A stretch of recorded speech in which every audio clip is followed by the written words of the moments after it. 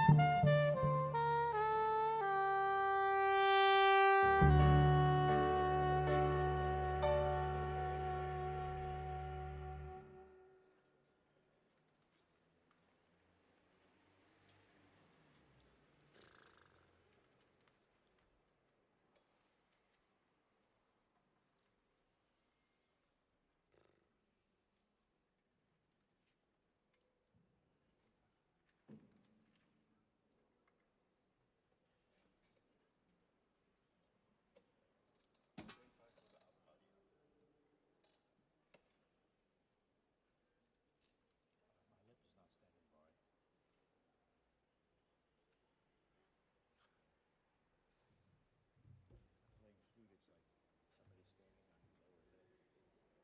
it's like somebody standing on your lower lip. You know, play flute.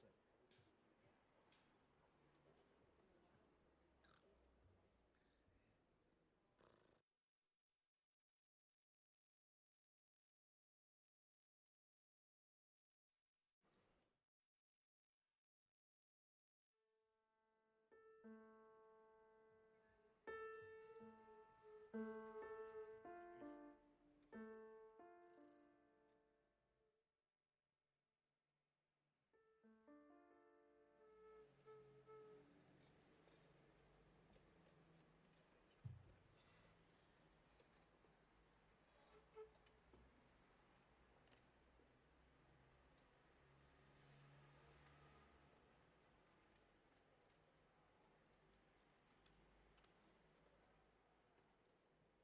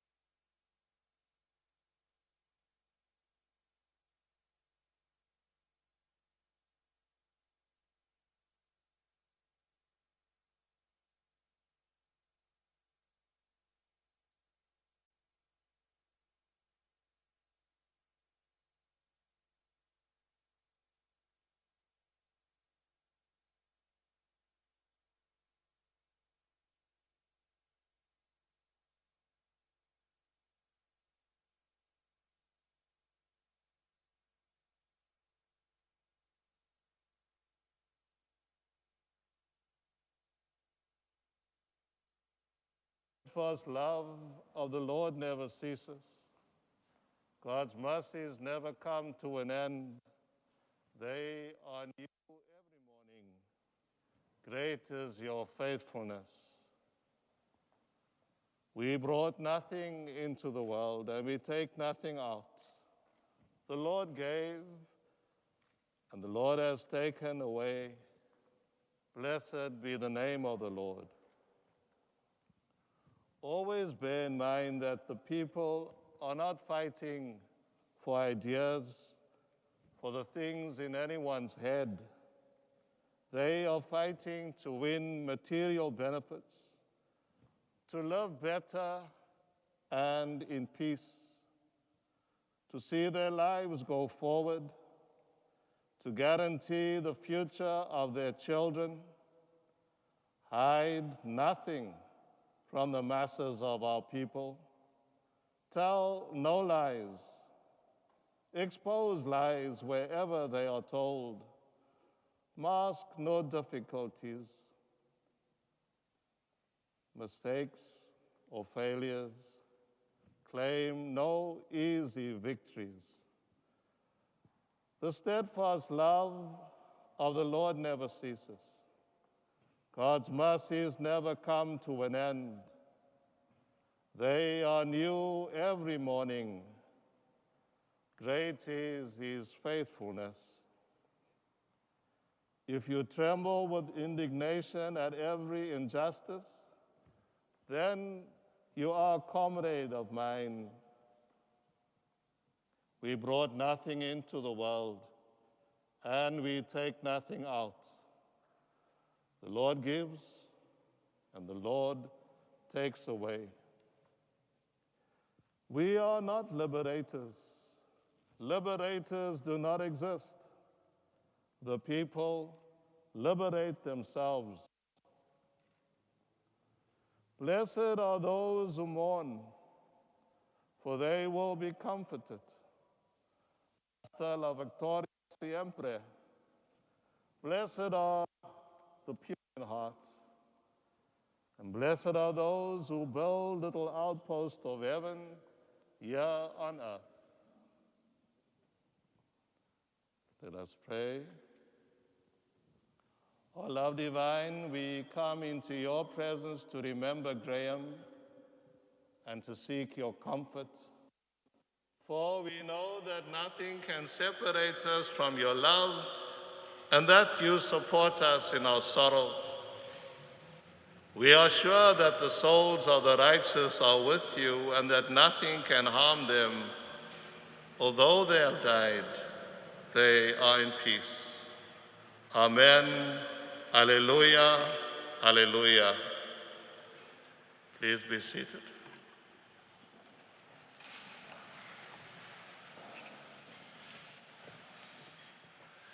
A warm welcome to all of you gathered here and our friends and family and comrades at the receiving end of this live stream.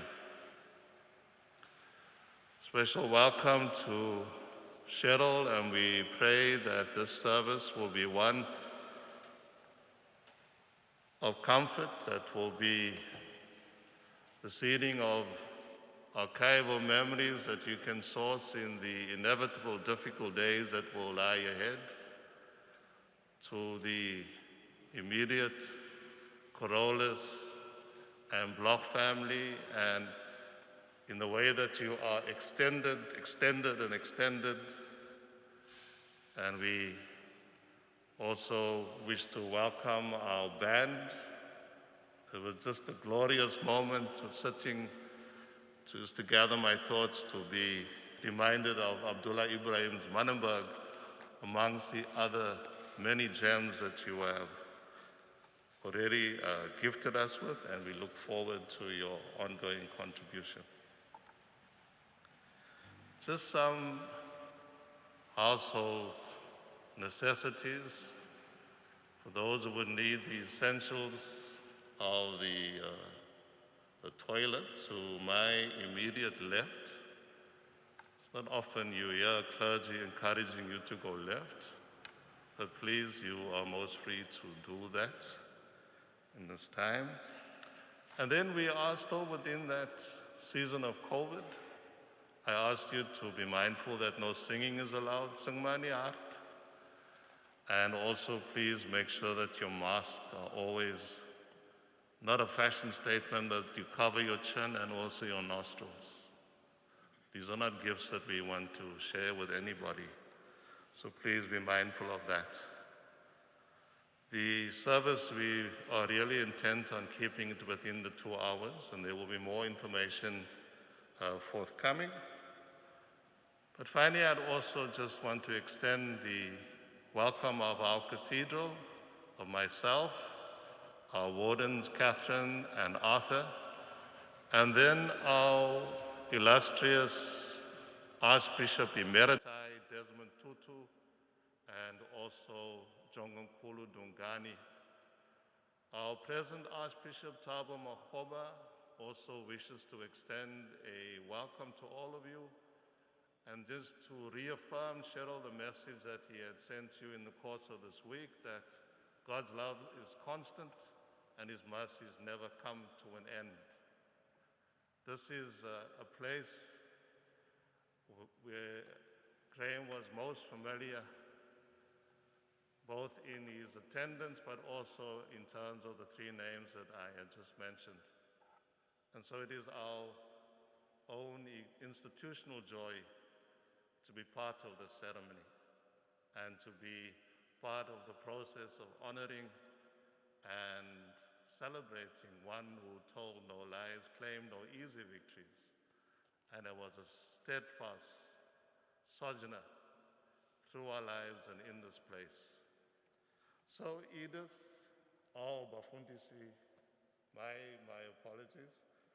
We have here Rashida and also Lyle, representing the diversity of our Abrahamic faiths, and it's good to have you with us. And then my fellow sharer of the baton of continuity, Edith Fries, I do welcome you and I surrender the lectern joyfully to you.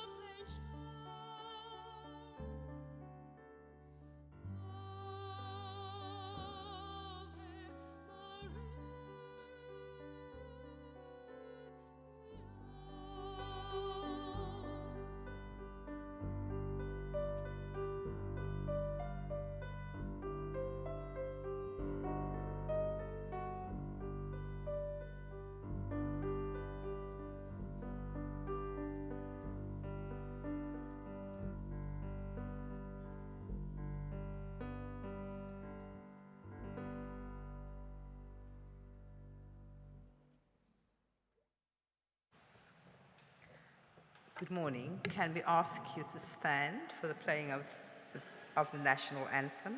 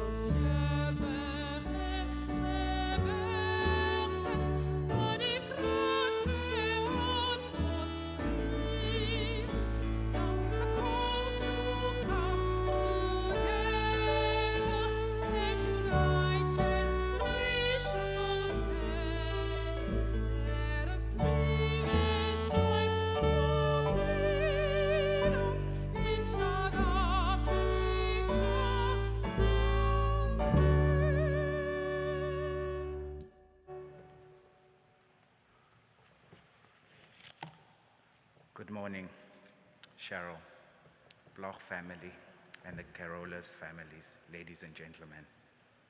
The preamble to the Constitution.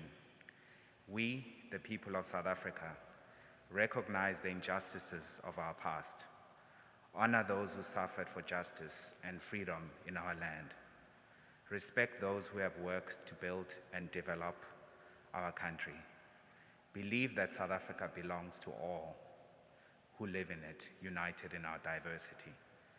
We therefore, through our freely elected representatives, adopt this Constitution as the supreme law of South Africa, so as to heal the divisions of the past, establish a society that is based on democratic values, social justice, and fundamental human rights, lay the foundations for a democratic and open society in which government is based on the will of the people and every citizen is equally protected by the law, improve the quality of life for all citizens, and free the potential of each person.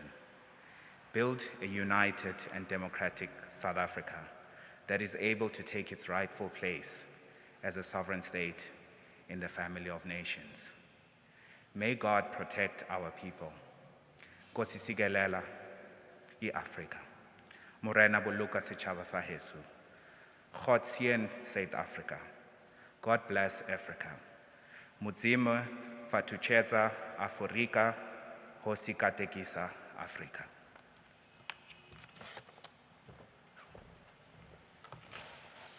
Thank you. You may be seated.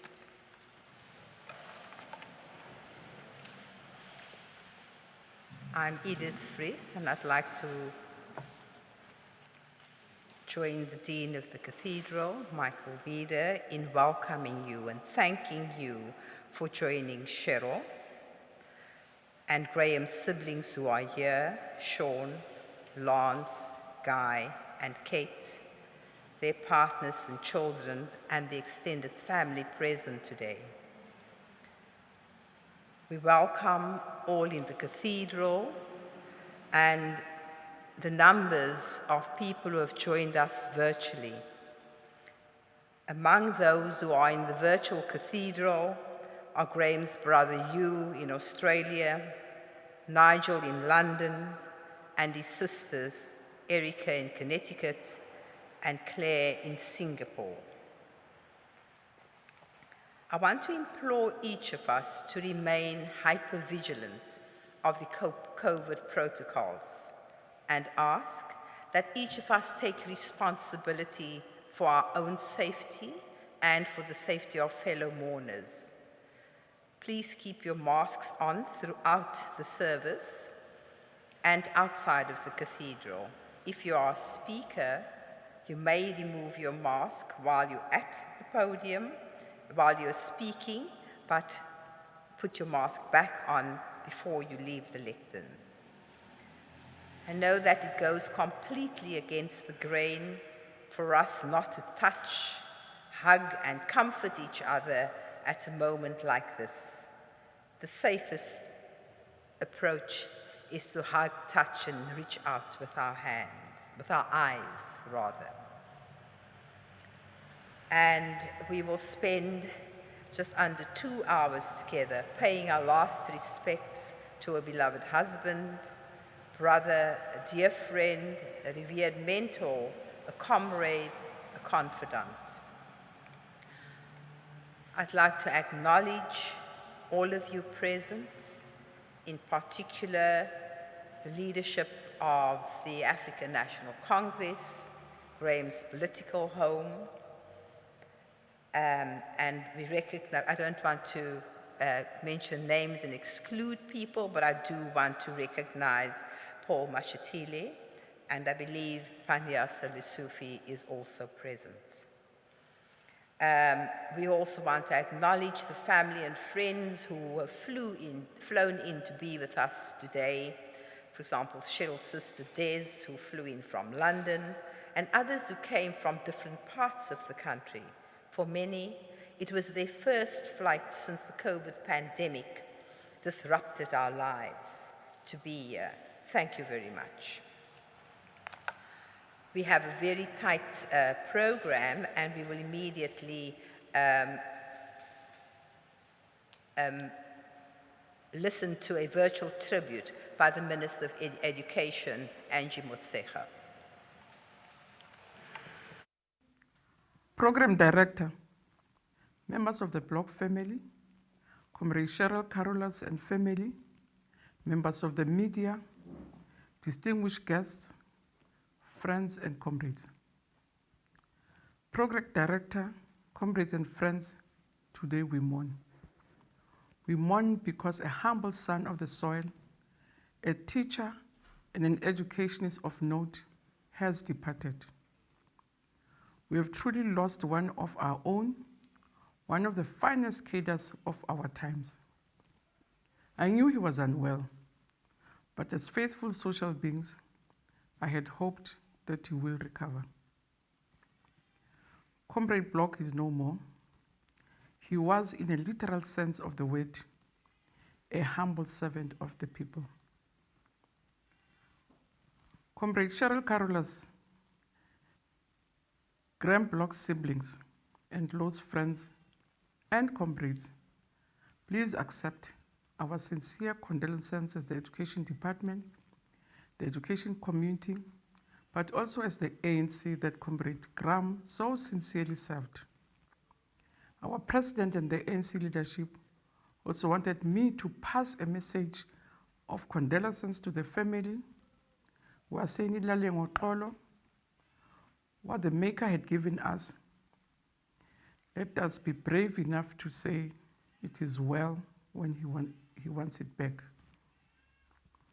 May his gentle soul rest in eternal peace. May the family of the deceased, friends and comrades be comforted during these difficult times. Comrade Bloch, he lives an extraordinary life in extraordinary times. His life mirrored the fortunes and misfortunes of his times. He dedicated his life to the struggle till the end.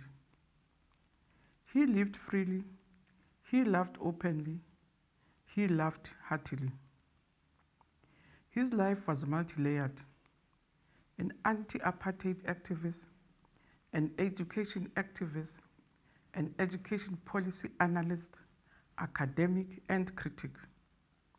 Yet his public posture was always driven by the revolutionary ideals of a better life for all. He criticized our service delivery record in the basic education because he wanted more for South Africa's children. He always meant well. He spoke on behalf of the marginalized to extract a better bargain for them, not himself.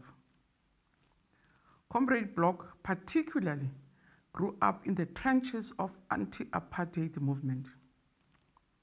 At least he lived to see the fruits of his labor, the post-apartheid South Africa, of which he played a part. For his activism, from a very young age until his demise, he is indeed one of our national heroes and one of our greatest, the likes of Sisulu, Tambos, and the Mandelas. His mother, Comrade Rosalie, was herself a formidable anti-apartheid activist and member of the Black Surge. Comrade Graeme Bloch's political activism began when he became involved in the non-racial National Youth Action while a pupil at Westford, where he matriculated with 7 highest results in the Cape Province. When he was 20, he was detained for 2 weeks and banned for 5 years for leading University of Cape Town students in a solidarity march after the June 16 uprisings. When his banning order was lifted in 1981, he immediately resumed open anti-apartheid activism, becoming a founding member of the Detainees Parent Support Committee the very same year. In 1983, he was part of the End Conscription campaign formation and organization that rejected military services under apartheid government. The very same year, he was part of the launch of the United Democratic Front in Cape Town, what will turn out to be an epoch-making event. Thus, Comrade Bloch became an epitome of what it meant to fight for freedom. Frequently, he needed no title, but a just cause for freedom that drove him eyeball to eyeball with the notorious security branch.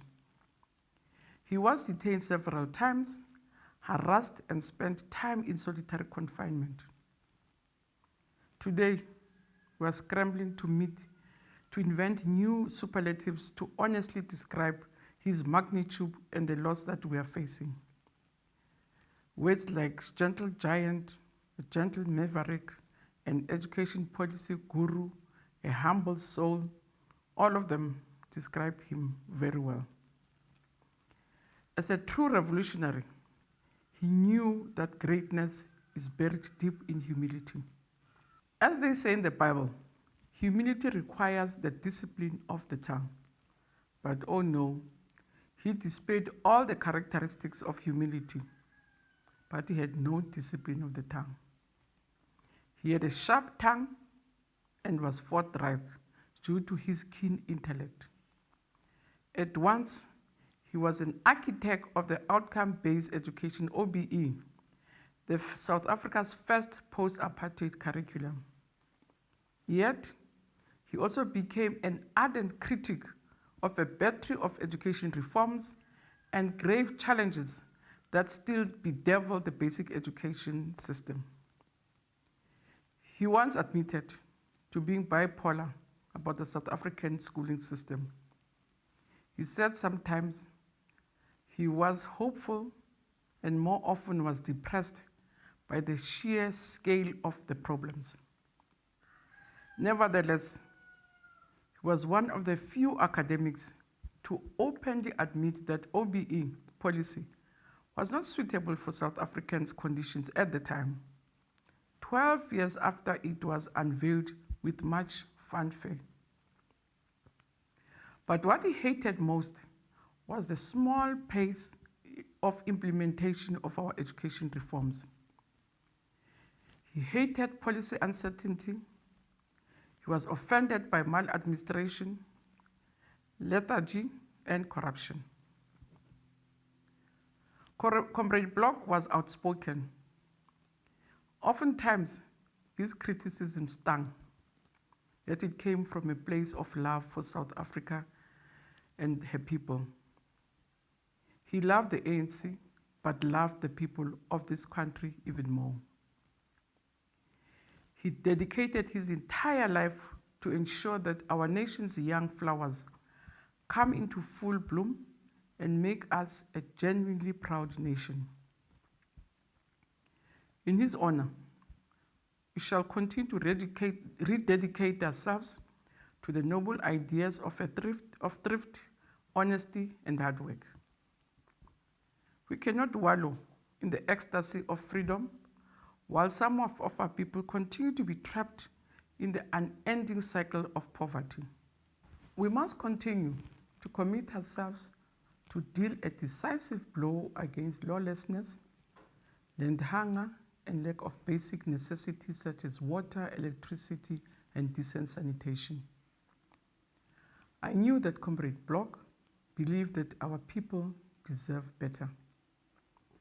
When we pronounce a better life for all in a lifetime, I guess we must mean it in the words and deeds.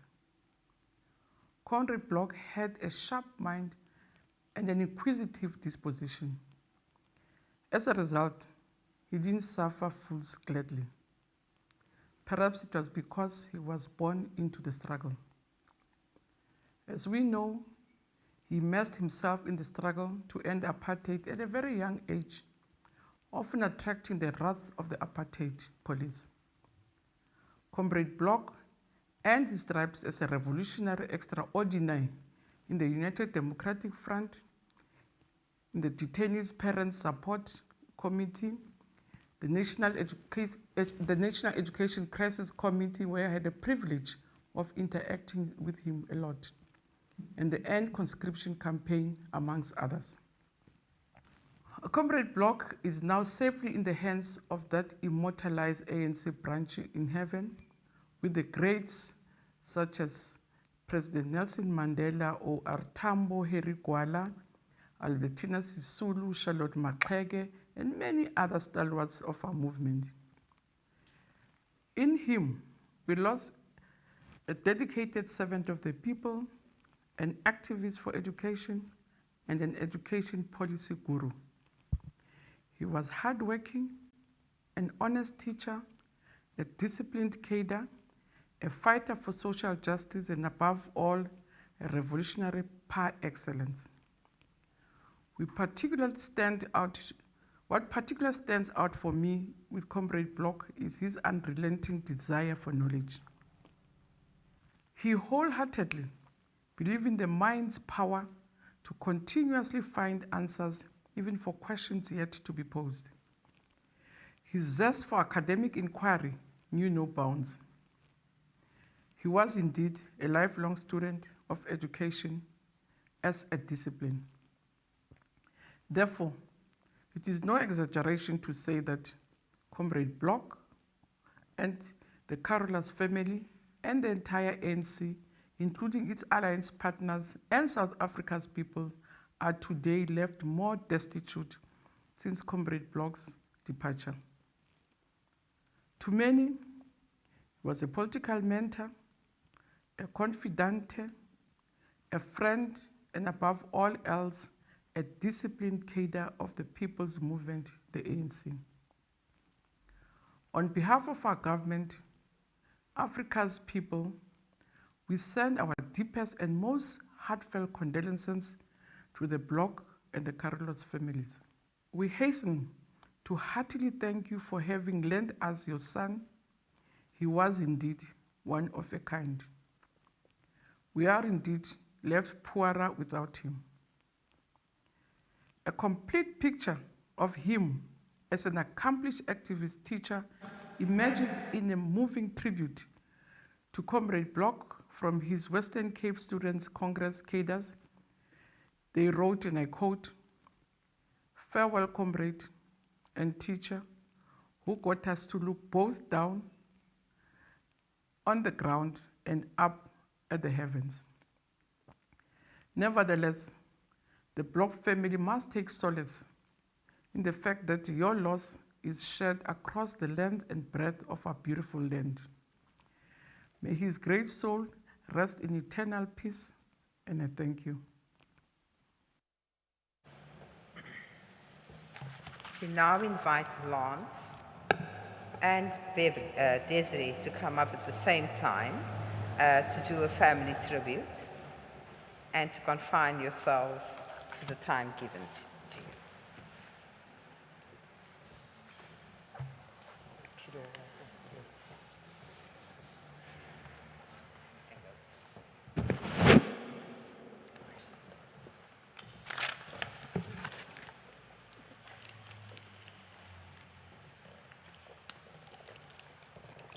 I got to know my brother Graeme a lot better after he died.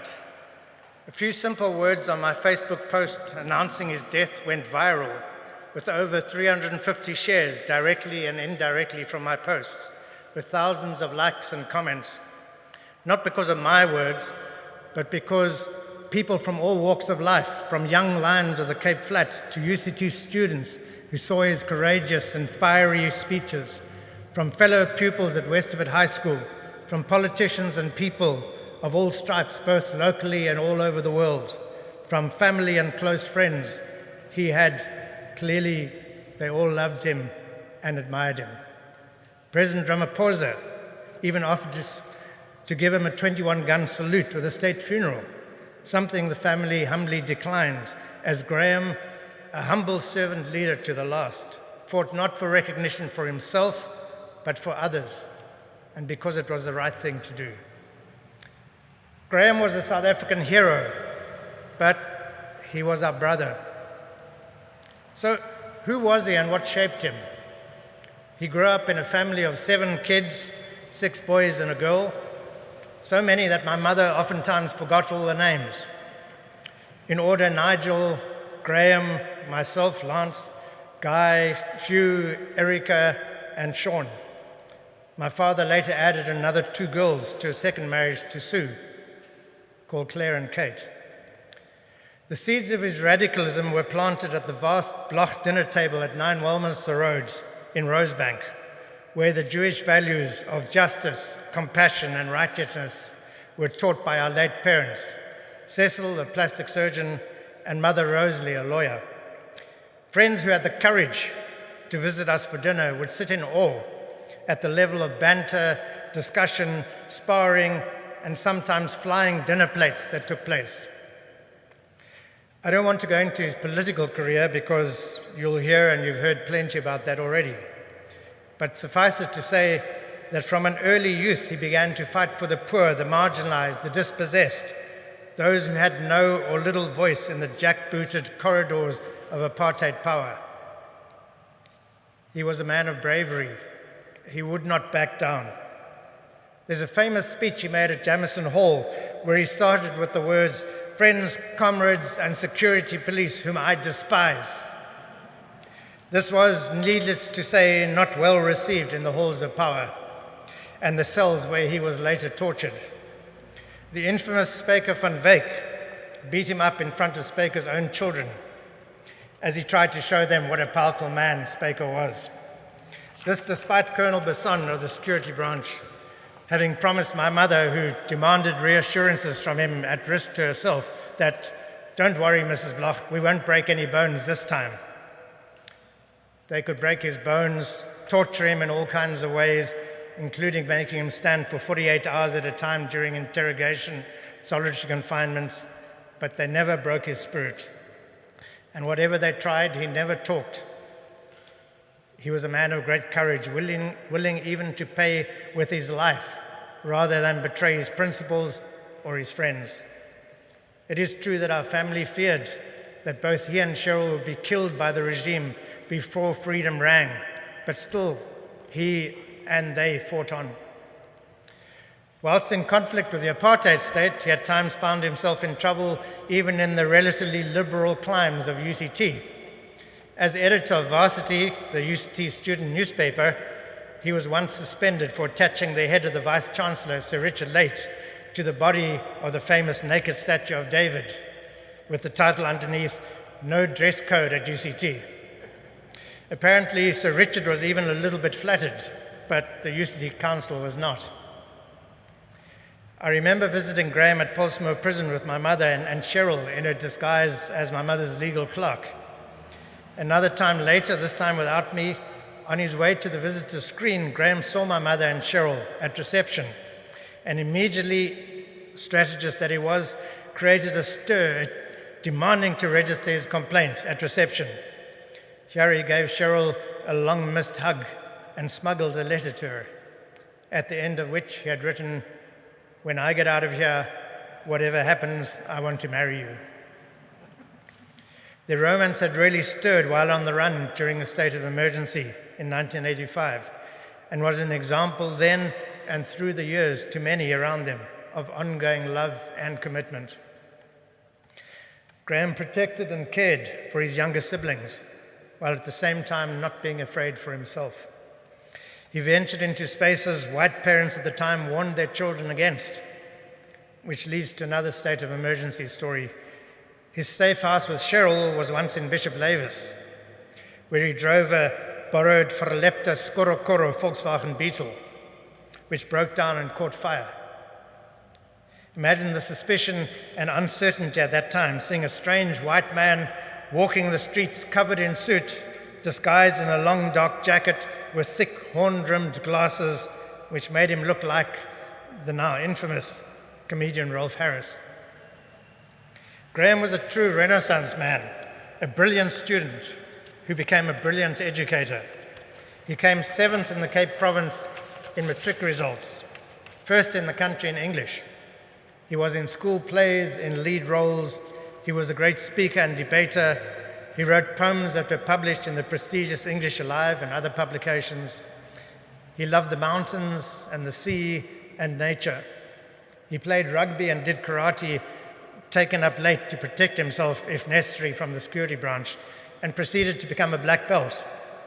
He was a member and executive of the Cape Town Junior Town Council.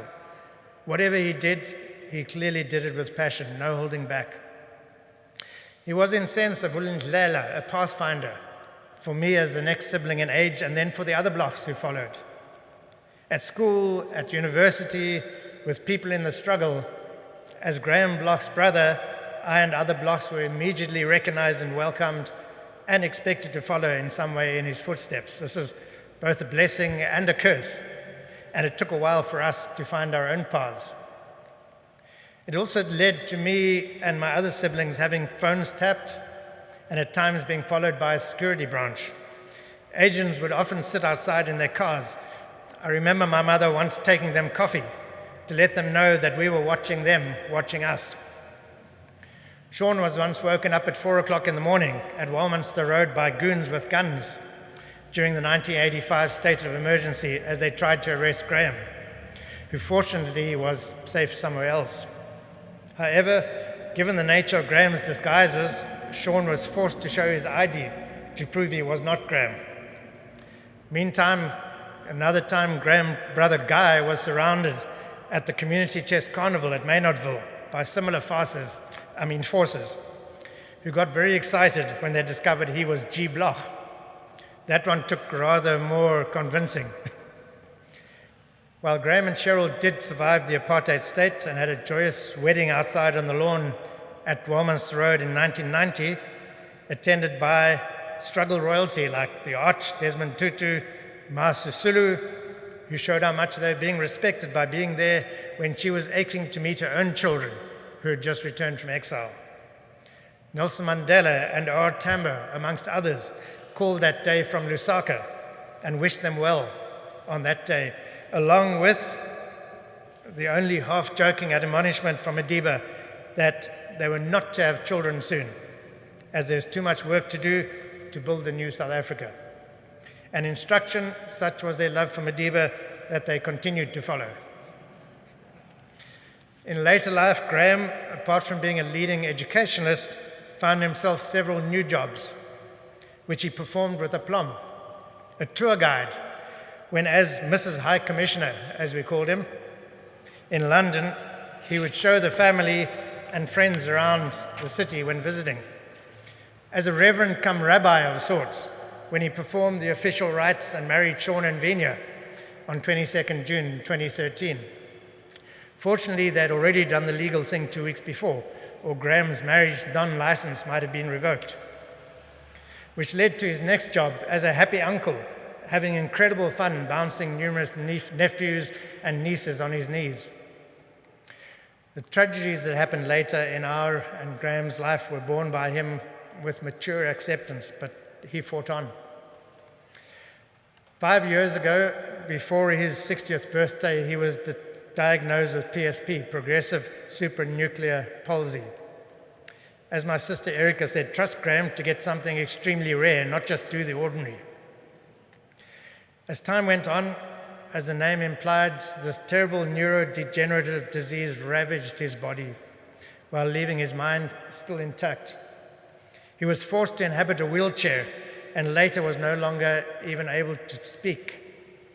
How hard it must have been to still have a brilliant mind in a wasting body.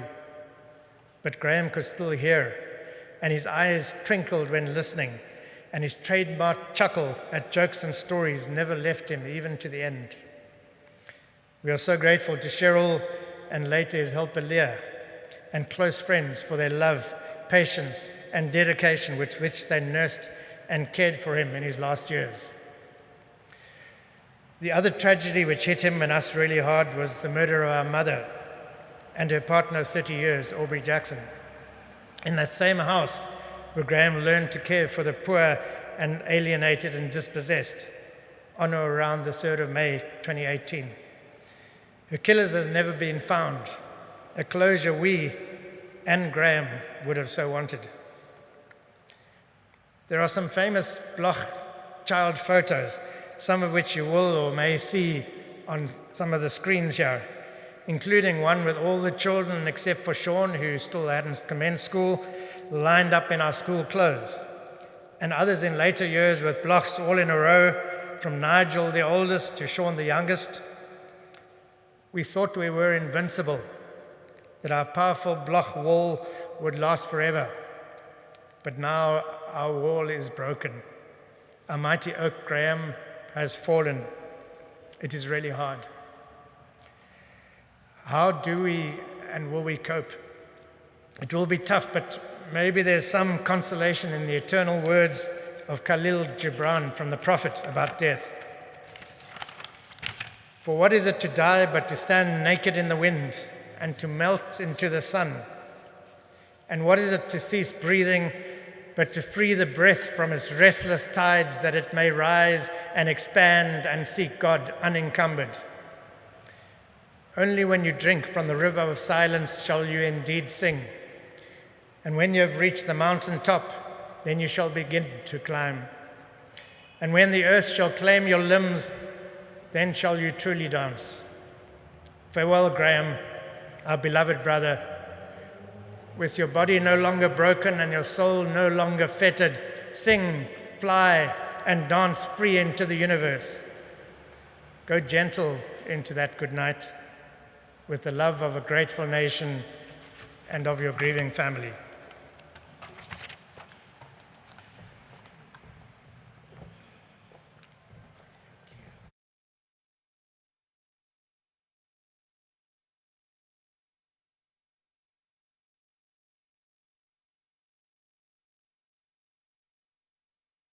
Hello, I'm Des, Cheryl's sister.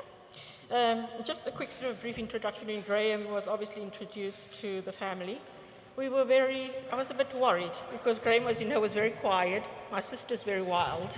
And we were always sort of wondering how this was going to work. But in no time, it became very, very clear. They both had the passion for social justice at their own expense. And that passion that sort of drove them through their lives and in terms of the commitments they had, in terms of the country and loving, as Glance mentioned, loving our country so much and seeing that social justice happening. So Graeme I knew as a very sort of serious activist in South Africa and very disciplined and resilient. If you look at what exactly he's been through, he's really, and believing in that new South Africa that was so sure that it was going to happen, both him and Cheryl.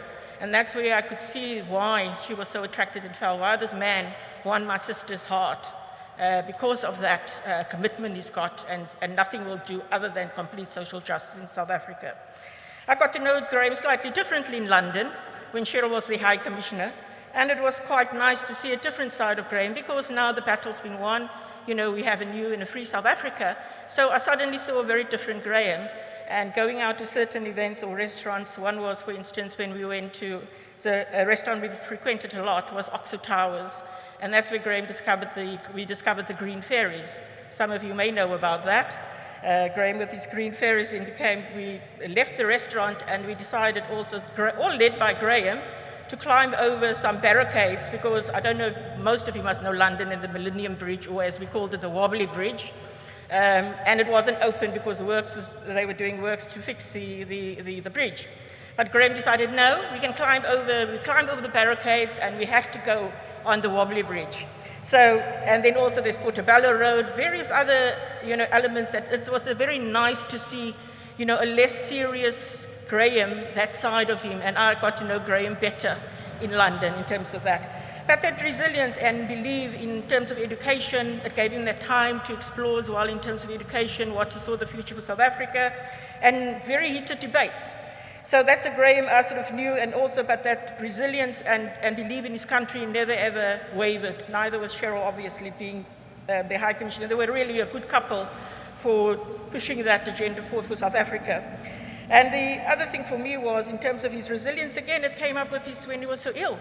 Last week in whole of Easter weekend with Cheryl, we were with Cheryl, my sister and myself, helping Cheryl with Graeme. And it was so sad to see this great mind in this body, and I felt like it was unfair this man has achieved, he's done so much for us. He sacrificed himself for us. And why must he get this sort of disease and the pain and suffering he was in? And so, yes, it was a very tough one, and also for me, for us, it was very hard seeing our sister. You know, her heart is so broken with us, as much as we knew that Graeme's, it was a degenerative disease, but when the moment came, we were not prepared. And I actually ended up flying back to London on Wednesday. Graeme was in hospital. He was again in the morning. It was not good. By 8 o'clock, he was better, lunchtime, and we said, yeah, the fight is back. I went to London. Of course, as you know now, with the South African variant, I had to self-isolate. So I went straight into hotel isolation at Heathrow Hotel until I got the call then Monday morning. I spoke to Cheryl the Thursday. She said he's on and off again. Friday morning, I get the call to say he's passed. So, there's a sense of thank you for taking him out of the suffering, but still sadness. But also for me, it then was obviously a battle to come back to South Africa, to get approval from the government to let me come out and basically come back to South Africa. I was at another glitch when I got to the airport. There was a mechanical fault on the plane. So I had to change airlines quickly, jump to Ethiopian Air because I was going to fly with Swiss Air. But to me, that was nothing. Nothing compared to what this man went through. To me, I wanted to pay my last respects to him and made that journey, COVID or no COVID. I had 2-3 masks on to protect myself. Airports, I went from, as I said, London to Addis, to Joburg, to Cape Town. But that, to my view, was nothing compared to what this man did for our country. And I can just say thank you to him. And Cheryl, thank you for standing with him. My sister's love for him has just been, I don't know if I could do that, but she's just remarkable. And Leah also, Leah, the carer. So thank you both for what you've done for him.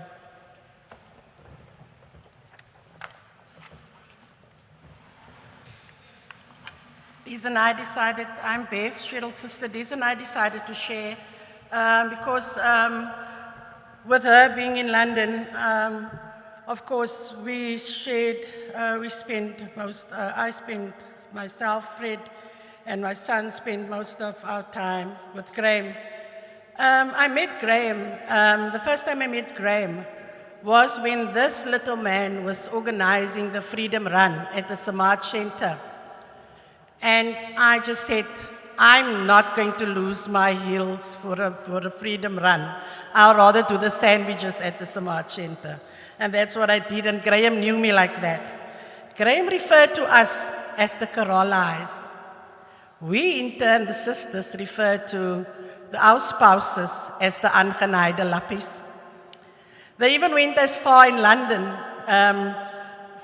All the spouses decided to go to a pub in London to establish this society for abused husbands. I don't know how far they got in the pub that night with that. Yes, the Carolites like to celebrate. We celebrated achievements, Christmas, birthdays, and we shared all these days with Aubrey, Rosalie, and of course Graeme. And they loved our cooking. They always said they loved the Carolite cooking. Net in die Athlonpotte kan ons dit maak.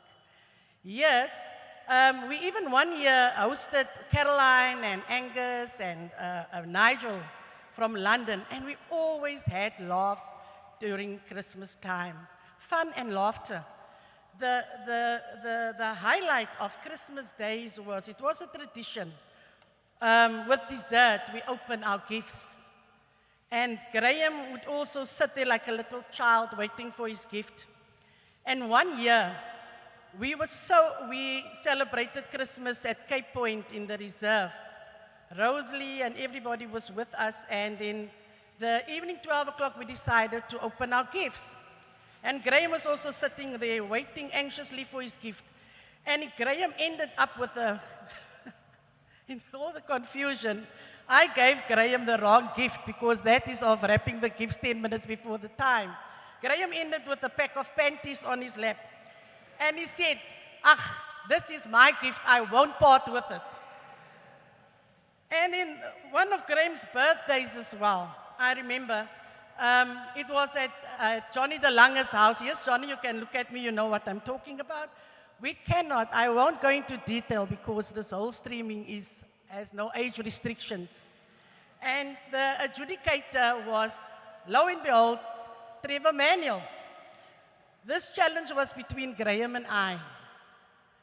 I can only say Graeme recovered 2 days after that. And that's where Graeme knew, don't mess with the Carolai sisters.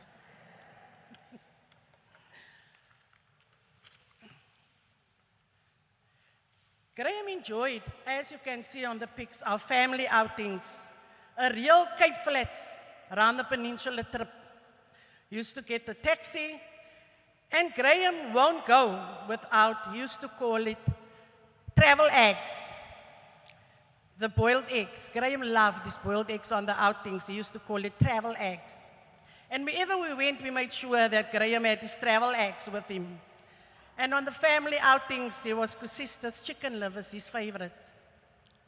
Then on a more serious note, education. Graeme and I used to have discussions about policing and always inquiring about my challenges I experienced being a principal at the township school. He and Cheryl also donated and invested a lot in the school. He played a big role in inspiring me to capacitate me as a leader. He encouraged me to achieve despite the challenges in the townships. Every year I couldn't wait to phone Graeme with our systemic results. Despite the school is in the township, our results were 98%. And Graeme was very proud of that. Graeme was so ecstatic when I phoned him to say that I won the Western Cape Principals of the Year award. That made Graeme really very happy. When we recently bought our home in Hermanus, we specifically looked for a house to suit Graeme because we knew we're going to spend a lot of time in Hermanus with him. And we were so fortunate that Christmas we could spend together with Graeme in Hermanus. And still he was waiting for his gift and that laughter when we opened the gifts. We were so blessed to have him with us as well. When Uncle Cyril locked us down and made the curfew for New Year's Eve, 12 o'clock, we decided we must make a plan because we never know with Graeme's situation if we're going to see him in the next year. So we wanted to be together 12 o'clock New Year's Eve as a family and with Graeme. And yes, we were blessed to have him with us. New Year's Eve, we lit a candle on the stoep in Hermanus, and we were so happy. Then we decided after that, because Cheryl, and I want to thank Cheryl for that, for trusting us with Graeme. Whenever Leah went on leave, we were the few people, Cheryl always said, I trust Graeme with you. Whenever she went on holiday, on working overseas or wherever, if Leah's not around, we look after Graeme because we knew exactly how to handle him. And then we decided to go on this road trip, now recently in April. We went to Neisner, Calitzdorp, Robertson, wherever, and we were on this road trip with Graeme. And at night, I don't know if you know that, the Cheryl's secret. Cheryl was a DJ by trade in her days. And then at night, Graeme used to sit in Eisner. And Cheryl's the DJ, and Cheryl is up it. And Cheryl DJ for us, and we danced, and Graeme just sat there, and you could see he just laughed. And the same with my birthday, 2010, we decided to have this theme, the World Cup. You can see with on the pics, Adolf, in the orchestra, there's a pic with Graeme and Adolf watching the match. And Graeme just looked at us, this madness, everybody with this makarapas. And that was Graeme always just looking at the Carolai sisters, just silenced by us. So as Des mentioned, Easter weekend, Leah had to go back with her family. And we helped Cheryl to look because Graeme was very sick.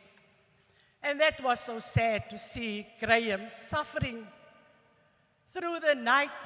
and eventually, I want to thank Mike, Cheryl's friend, the doctor.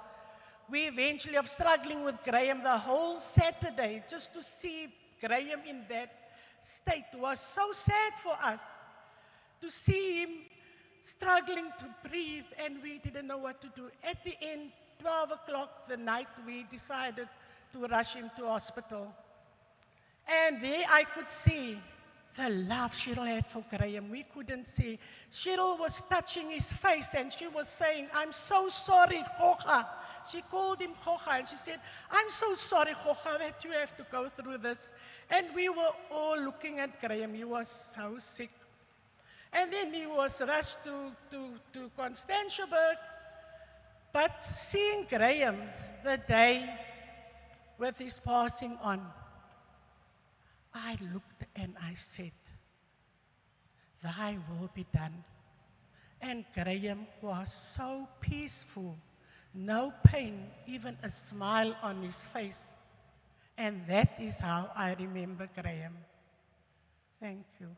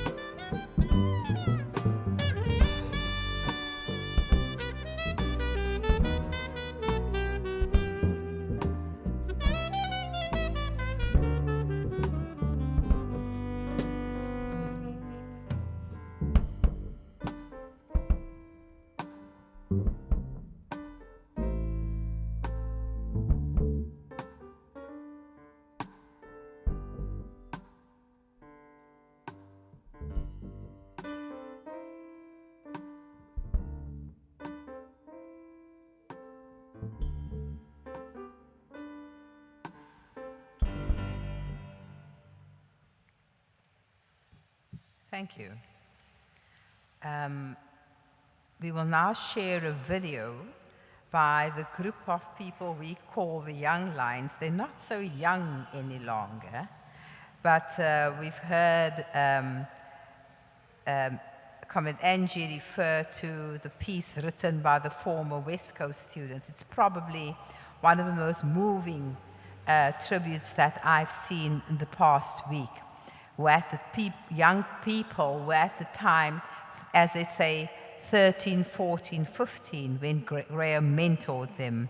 They have prepared a video. So, Aki, we ready for that video, the clip? I'm going to focus on a short period of Graeme's life, but one which had and continues to have a profound impact on a wide range of people. In a beautifully written tribute to Graeme published earlier this week, former leaders in the Western Cape Students' Congress, WEXCO, described the impact GB, as he has always fondly been called, had on their lives, and they spoke about his role in the Arab winter schools held in the 1980s for students. These winter schools were organized by Arab, a small organization formed in the early 1980s by Trevor Manuel, Nicky Rousseau and others. At the time of the winter schools, it was led by Nasikh Jaffer, whose calm leadership steered the organization even while being hunted by security police. By the mid-1980s, there was close interaction with the UDF and the NECC after it was established. Graeme, being on the executive of both these organizations, not so subtly ensured Arab-made support for students an absolute priority. Graeme loved participating in that space. It was as if all his talents came to fruition. After his years of being banned and the isolation that meant, he was able to immerse himself in the things he cared so deeply about. Cheryl, to you, my dear sister, I want to say my deepest sympathy. Be strong at this hour. To the Bloch family, I want to also say I am sorry for your loss. I've known Comrade Graeme, like most of us young lions, when I was the revolutionary age of only 14, 15 years old. And although many have spoken about his teachings, his training, yes, but also when we as WEXCO, the Western Cape Student Congress, the two things that stand out for me is when in 1989 we dealt with a very difficult issue around the national question, where so-called colored leaders and Black African leaders within the student movement were at loggerheads around race and the tension that was there, and the intervention from Graeme and Cheryl as representatives from the UDF to manage that process was quite instructive for me, and will always leave an indelible mark on my consciousness about the sensitivity around race, and they dealt with it so well, and I will always remember Graeme for that. As student and youth leadership of the mid-1980s, Graeme instilled in us a fire that turned us into lifelong learners and social justice activists. It is only apt for our generation to pick up Graeme's spear. Today, unlike in the 80s, we are the mothers, we are the fathers, we are the grandparents. We have to continue the fight that we have not completed. So comrades, we must make a call to action. And if we say a call to action, it's not about taking to social media only. It's about getting our hands dirty, going back to the teachings of Graeme, and organizing our people, going into the various fields that we are at, and bringing about real and true change for our people. If we are advocating for change in policies, we have to walk those in policy making. We have to ensure that we implement it. We have to ensure that change is swift. We have to ensure that we bring about real and true freedom for our people.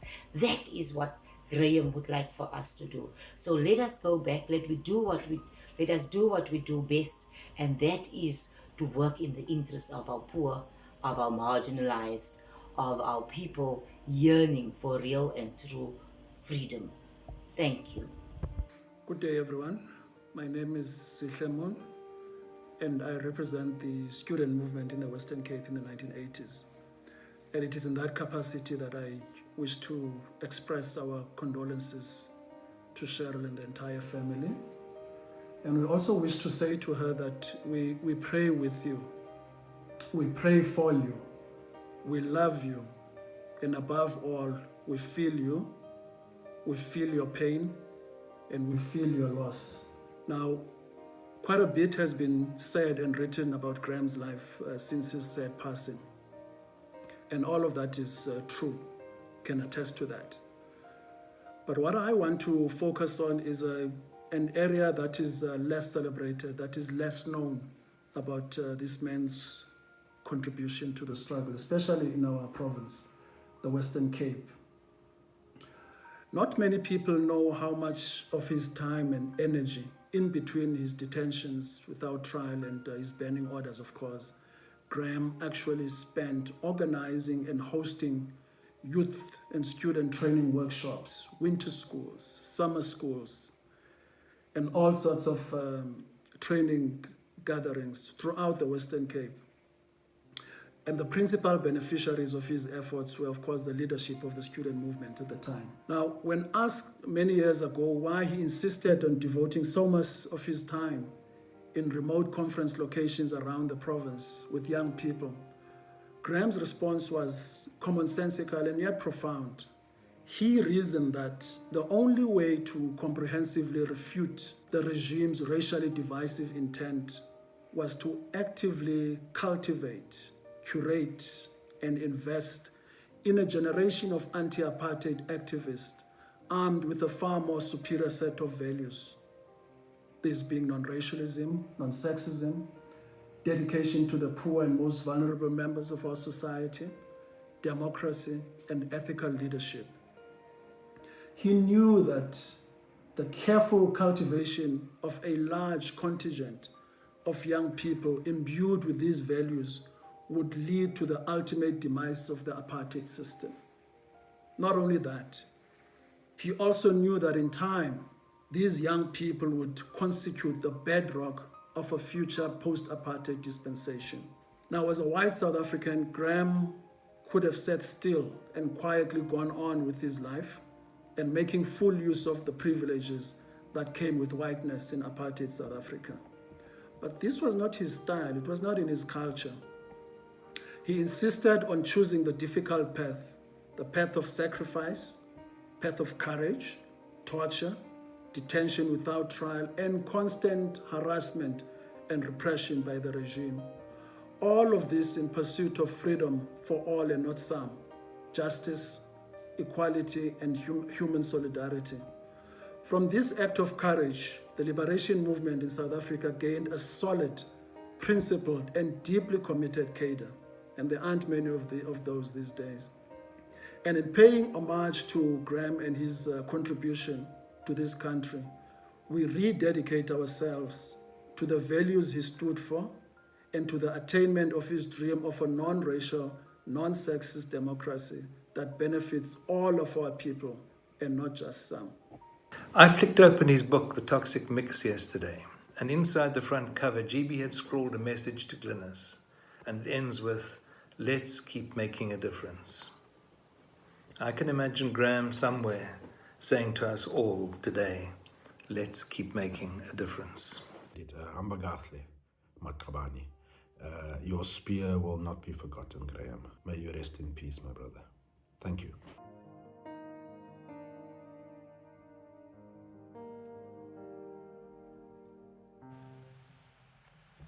We're now invited to listen to the hymn, Liza Liz in Dingalako, and we will be led in the singing of it by Zinzi Nogavu.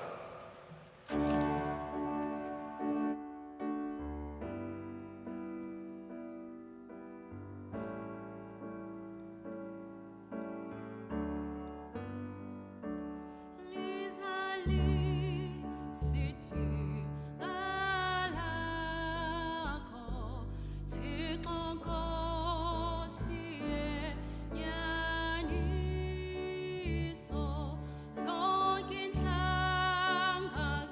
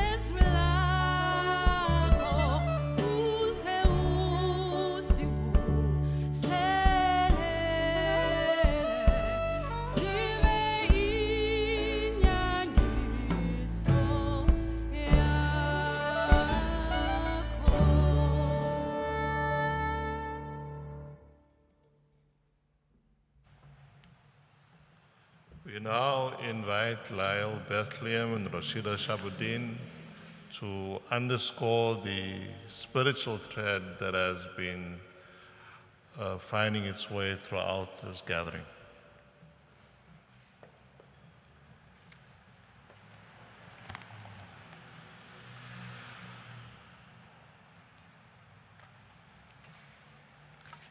We read in the book of Dvarim, Deuteronomy chapter 16, Tzedek, Tzedek tirdof, lema'an tichyeh. Justice, justice shall you pursue, that you may live. Graeme's life is a lesson in the meaning of this verse. Why does the Torah say, justice, justice shall you pursue, that you may live? It might have said, pursue justice because it's what God expects of you. Pursue justice because it's right. But instead it says, pursue justice that you may live. This is because the Torah knows, and Graeme knew, that to live without the pursuit of justice is no life at all. In particular, to live in an unjust society, to benefit from it, to enjoy its privileges, and not to fight injustice is no life at all. You might put one foot in front of the other. Indeed, you might live a life of great luxury. But at the end of your life, what would you have achieved? What would you have contributed? What life would you have lived? And why does the Torah repeat the word justice? To teach us that justice is not to be taken lightly. It is not something to which we can pay lip service. The pursuit of justice is heavy. It involves risk, sacrifice, hardship, anguish. From Graeme, it required detention, banning, torture, no less. But pursue justice he did, with all his heart, with all his soul, with every fiber of his being. There is another sense in which Graeme lived the meaning of this verse.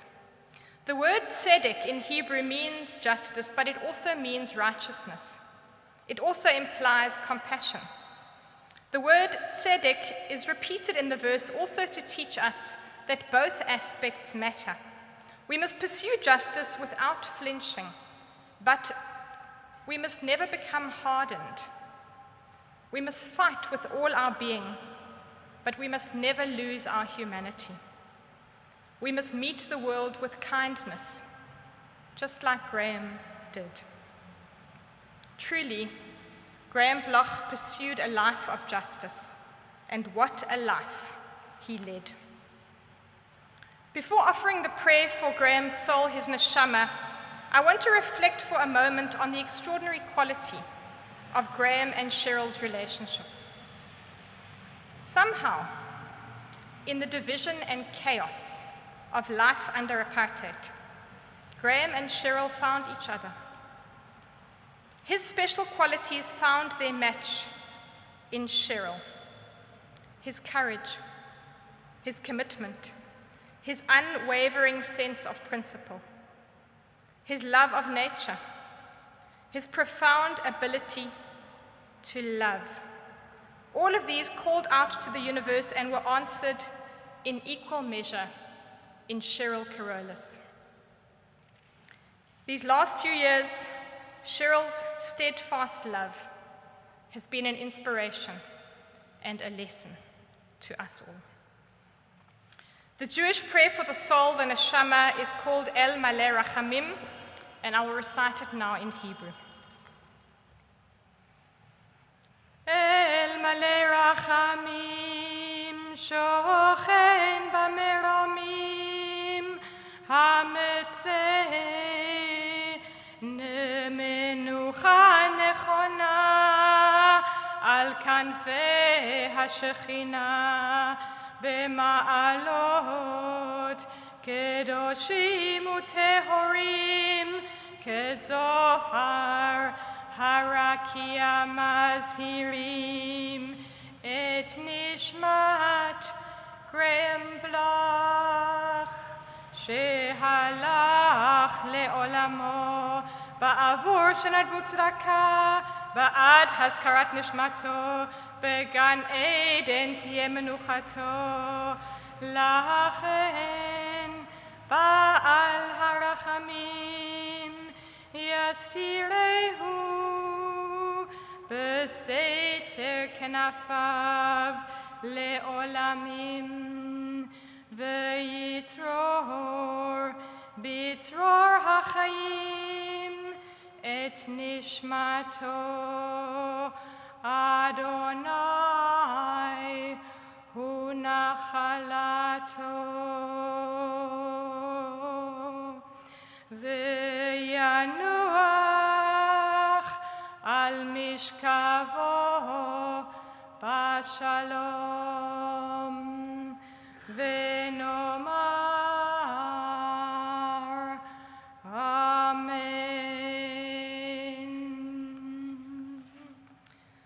The Kaddish, the mourner's prayer, will now be led by Graeme's sister Erica.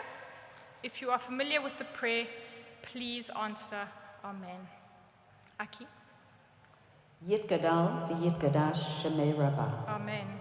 Be'alma divrach chirutei, ve'yamlich malchutei b'chayechon u'v'yomechon u'v'chayei d'chol Beit Israel ba'agala u'vizman ka'eriv ve'imru Amen. Amen. Yehi Shmei Rabbah mevorach le'alam ul'almei almaya yitbarach ve'yishtabach V'yitpa'ar, v'yitromam, v'yitnaseh, v'yitadar, v'yitaleh, v'yitalal, shmei d'kodesha berechu.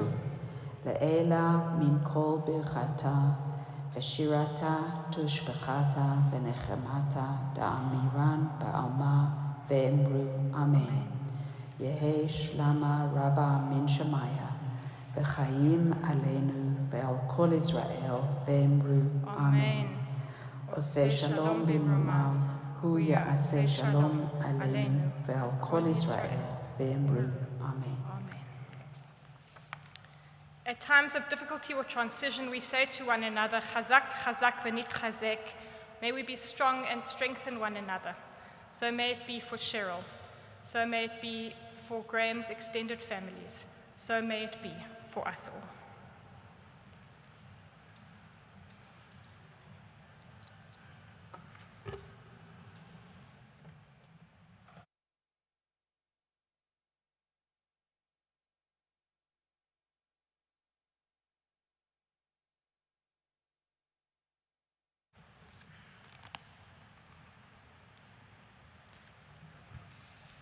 Bismillahirrahmanirrahim. In the name of God, the most gracious, the most merciful. All praise be to God for the wonderful life of love, service, and commitment that has been lived by Comrade Graeme Bloch. I had the honor of knowing Comrade Graeme as a matric student in 1985, an alumnus of UWC, but mostly as a former member of the Call of Islam. In all of those, my young self then could not call him friend, but what he was for me and for thousands of other anti-apartheid activists. He was a leader, a mentor, a hero. And for the many who called him that, I stand here today only because you can't due to COVID. You know, Comrade Cheryl, if it was not for this pandemic, this church would have been full to the rafters. Looking back, my generation in the Call of Islam learned our commitment to justice because we saw people like Comrade Graeme living out the interpretation of the Quranic principles of justice, and we said to ourselves, oh, this is what doing justice looks like. The Quran has three clear injunctions to justice. Firstly, the Quran says, O you who believe, stand out firmly for justice as witnesses to God.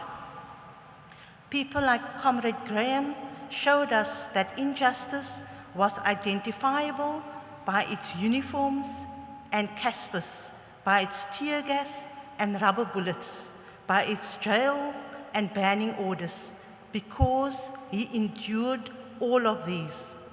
But he showed us that it can be defeated when he exhorted us in 1989 in the MAE church in Athlone, when he said, "Defy, defy, defy." And so together, Muslims, Christians, Hindus, Jews, atheists, we launch a moral offensive for the final defeat of apartheid. But secondly, the Quran then tells us, "O you who believe, stand up for justice and let not the hatred of people towards you swerve you from justice." In the transition from apartheid to democracy, we needed to work with those who were the perpetrators of injustice so that we could navigate a path to peace and justice. Even here, Comrade Graeme came to calm our unsettled hearts and fill our heads with strategic vision to prepare us for the conference for a democratic future. And thirdly, the Quran tells us, "O you who believe, stand up for justice even against your own." Even for this unthinkable scenario, Comrade Graeme led the way. When those who yesterday were with you in the trenches, but today have become corrupt, we must still stand for justice. And when those who yesterday fought white supremacy, but today perpetrate GBV and sexual abuse, we must still stand for justice. So Comrade Graeme's lessons and inspirations live on. His legacy needs to be a living one, for his task and our task is not done. We gather only to support you, Comrade Cyril, and family, and the families that are here and the friends that are here. We must pledge to continue Comrade Graeme's legacy by pledging to continue working for a just world.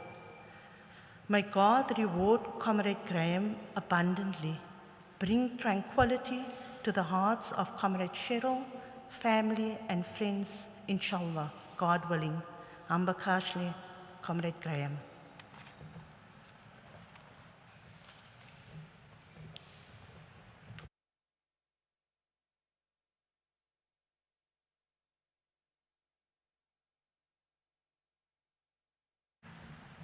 There's a video that we were not able to play earlier. We will now listen and watch to it. It's one with the children in it.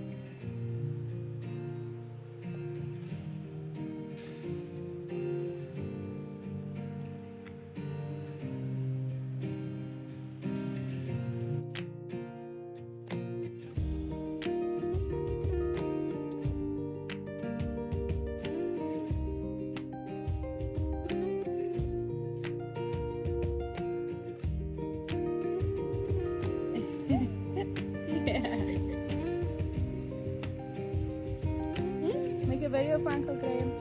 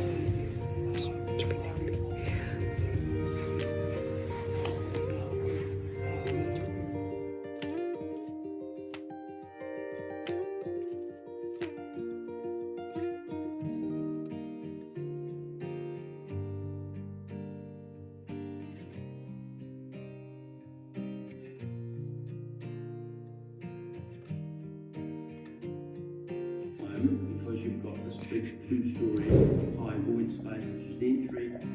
It catches the light at certain times of day, so you get the light from the interior of the house. We've used some timber cantilevered stairs to give that space a little bit more, even though it's a very minimalist space. The brief from the time was really simple.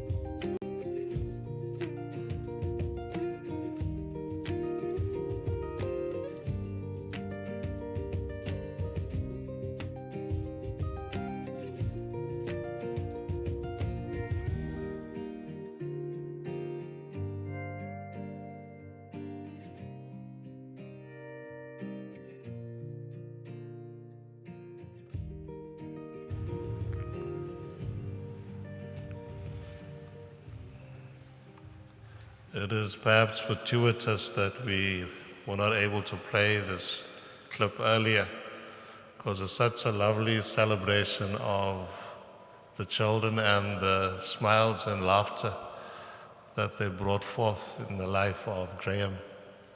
And it's also good to be mindful of the flowers of our revolution as we now listen to the words from our former president, Graeme Montlantle.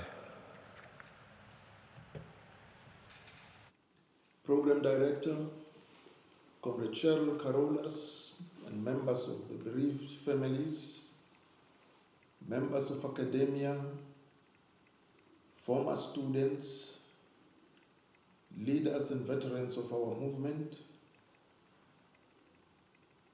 comrades, ladies and gentlemen.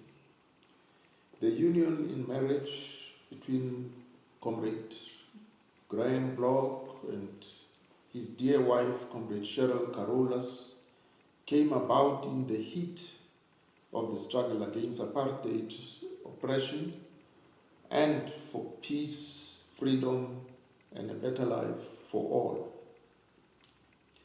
It was a union based on solid ground of mutual affection, which endured the most severe of trials, tribulations, and harassment.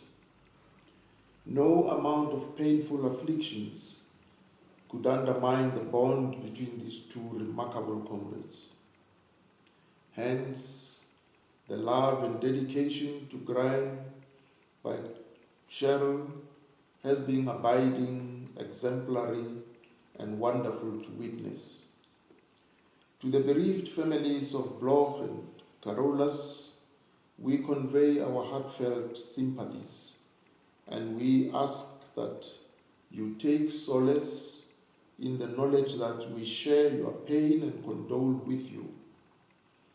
Comrade Graeme was not only extremely studious, but also practical, for he understood only too well that knowledge is verified in experience. He had infinite confidence and abiding faith in humanity. Fidel Castro taught us that revolutionaries do not struggle for honor or glory or to occupy a place in history. And so, Comrade Graeme occupies, and will always occupy a great place in history precisely because that was not important to him, because he was always absolutely selfless. And so his life is sure to become an example to posterity.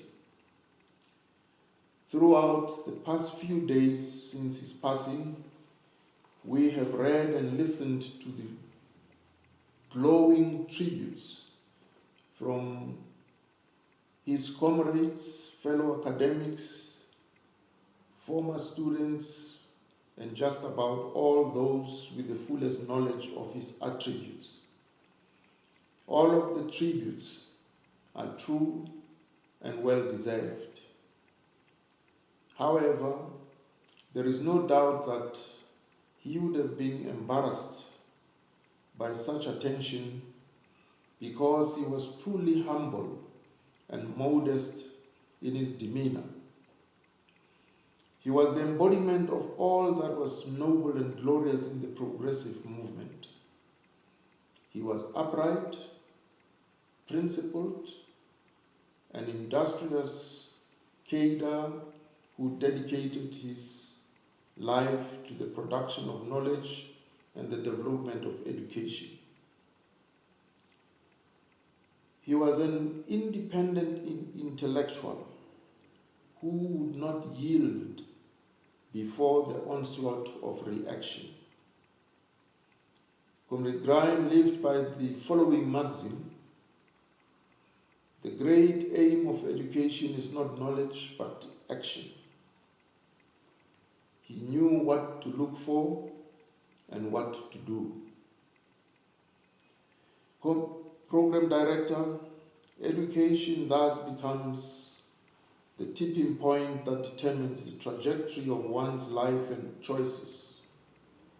The consequences of a nation's education system has the influence to determine who may struggle to survive from those who have the tools to thrive. As the youth prepare to take forward the struggle of rebuilding our nation, Comrade Graeme believed that young people should be afforded the right to anchor their efforts in intellectualism. However, almost 3 decades after democracy, many youth are still struggling to access education, and there are many signs that the struggle is far from over. In addition, the legacy of racial discrimination in the education system persists, a constant issue that Comrade Graeme fought against his entire career. Characterized by poor outcomes, overcrowded classrooms, inadequate facilities and learning materials, these challenges still loom over us for all these years.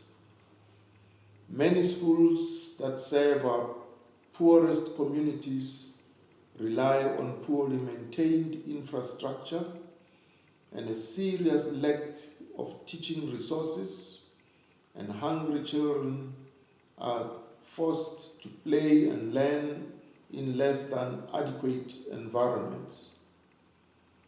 This is an education with systemic shortcomings which continue to create barriers to the project of nation building and social cohesion. In many respects, the presence of history evidently still determines who has access to education and who does not. Corruption, gender-based violence, crime, divisions along historical lines of race and class, and an overwhelming amount of suffering continue to haunt us today. Coupled with the global crises of disease and climate change, these failures of society and our leaders actively increase already disproportionate levels of poverty and affect at risk populations the most. Comrade Graeme recognized that ending poverty, inequality, and other deprivations go hand in hand with integrated strategies that improve education, justice, and economic growth. He advocated for education and youth development to be linked to the institutional frameworks of capacity building and inclusivity. In his paper, The Liberatory Discourse of Education and Discourse in South Africa, Comrade Graeme states that, and I quote, "Education is seen as releasing potential and allowing individual and social advance. Yet, sociologically, it can be seen how education systems can and do contribute to reinforcing social differentiation, locking poor communities in inequality, and even reproducing racial inequalities, certainly reinforcing class and gender differentiation against constitutional guarantees of equality and human rights imperatives," close quote. As we lay to rest this man of steel, we must guard against conceit and complacency, mendacity and false claims, taking a seat amongst the scornful, negative ideas and energies, factionalism and gossip, political intolerance and ethnic chauvinism, as well as greed and corruption. Beware the wedge driver. Comrade Graeme never applied to others the standards that he refused to accept for himself. He was always in the front line, where manhood and consciousness is tested. The only place to bury persecutions and burden of ages. The only place to declare names immortal. Because Comrade Graeme would have explained that all of the aforestated tendencies are the arch enemies of unity. May his soul rest in peace. Long live the undying spirit of Comrade Graeme. Long live. For as Thomas Campbell asserted, to live in hearts we leave behind is not to die. And I thank you for your attention.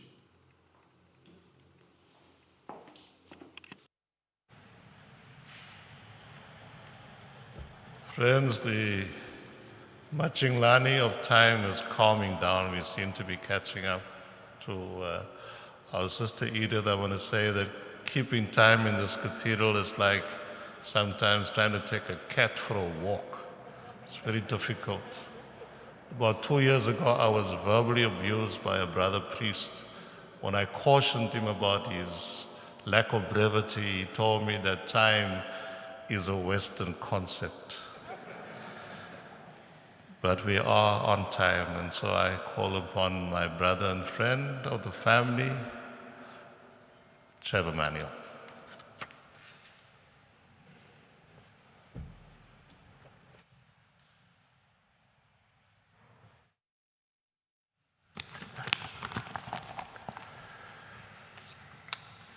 Thank you very much, Father Michael.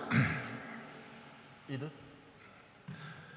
Cheryl and the Carolus family, the Bloch family, comrades and friends. Cheryl, I want to thank you for the honor to deliver an eulogy, because it's a very special honor that you bestow on us. And I do so on my own behalf and on behalf of my boys and Maria. The eulogy is not easy because so much has been said, and I said to Lance in the week that what he posted on Facebook last week was perhaps the most complete eulogy, a tribute to his brother. I will spare you the time, but invite you to read Lance's tribute. In just a few words, captured the essence of love, of bravery, of the spirit of Graeme. Something that he took forward in his address to us this morning. But I want to draw from that with deference and respect to Lance and just try and share some of the observations. And the first of these is that message of profound love from a brother. The love between the Bloch siblings has always been unbreakable, incredibly warm and incredibly strong. It's something that was forged around that dinner table in Walminster Road. And as you've heard this morning, Rosalie and Cecil provided for this bond with a combined brood of 9 offspring. The love and commitment saw an annual event known as the Bloch Fest. Quite unusual, but it annually afforded the siblings and the spouses and the children and what Bev described as the aangenaide lappies to come together, to love, to eat, to argue, and to celebrate being Blochs. I know that Graeme looked forward to the event because of the deep and raucous familiar love. Also embraced within this love are people who haven't been part of Graeme's life for a very long time. Alan Hirsch posted this week from London a very moving tribute that speaks of a friendship that has endured, by my calculation, about 51 years. Then there is that very special love between Cheryl and Graeme. So big, so open, so deep and so durable. There's got to be a big novel in there somewhere, Cece.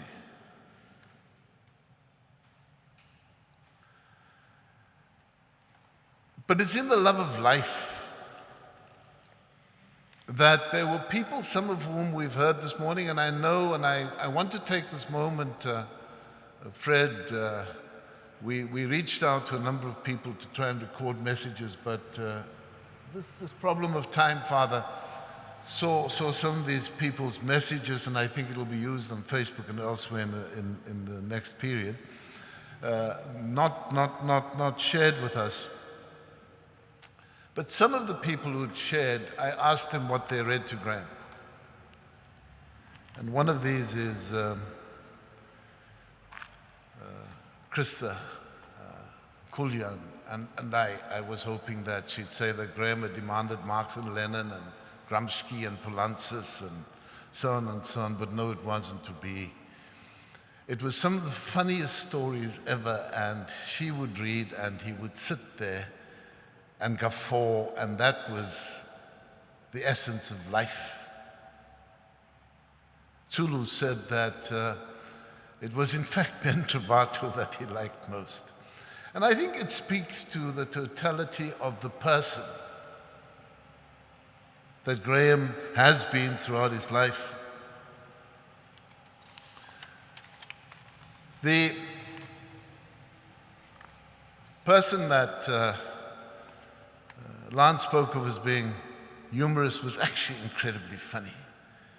And it was there in every aspect, and I've never seen anybody else worn as smartly by a Panama hat as Graeme was. And I think we all knew Graeme in his Panama was a complete delight. And in fact, amongst the most raucous photographs of Graeme, not fit to show in this great cathedral, Father, was the visit that Cheryl and Graeme made to the Rocky Horror Picture Show just before the lockdown. It's an absolute delight. But it confirmed that wicked humor was not stemmed by his illness. As Lance wrote last week, stricken by that terrible neurodegenerative disease which left him with a brilliant mind and a wasting body, is a statement, I think, and I know that Bevy had gone into this, that we must try and understand. In my mind, one of the greatest writers of the 20th century was a man called Tony Judd, who passed away about a decade ago from a similar disease. In his case, his diagnosis was early, and he took steps to record what was happening in his mind as his body wasted. He was able to capture some of what was happening to him in that wonderful book which he called The Memory Chalet. And Tony writes, I quote, "The salient quality of this particular neurodegenerative disorder is that it leaves your mind clear to reflect on past, present, and future, but steadily deprives you of any means of converting those reflections into words. First, you can no longer write independently, requiring an assistant or a machine in order to record your thoughts. Then your legs fail and you cannot take in new experiences, except at the cost of such logistical complexity that the mere fact of mobility becomes the object of attention rather than the benefits that mobility can confer." He continues, "For someone wishing to remain a communicator of words and concepts, this poses an unusual challenge." And then he continues, "I think I came across the answer to this dilemma quite by chance. I realized some months into the disease that I was writing whole stories in my head in the course of the night." In the 7 long years during which Graeme's body wasted, we lost the opportunity to hear from him in order to unlock those whole stories that were shaping in his mind. As Krista Kuljan said, Graeme referred continually to the novel he wanted to write. And I think that the novel was actually the great love story. We've seen, but we need to know a lot more about. Much has been focused on the empowerment of young people, and I think in that regard, Graeme's contribution has been legendary. I have on a previous occasion, I think it may have been the funeral service of Rosalie and Aubrey, shared my gratitude for the way in which Graeme empowered me. It was 1982, and I was a township boy with a huge chip on my shoulder. Graeme then unbanned, taught a postgrad class at UCT and invited me to address the class. I was genuinely afraid of the big names in that class. These were people who ate Marx for breakfast and Polantzas for tea. I was afraid that they would tear me to shreds.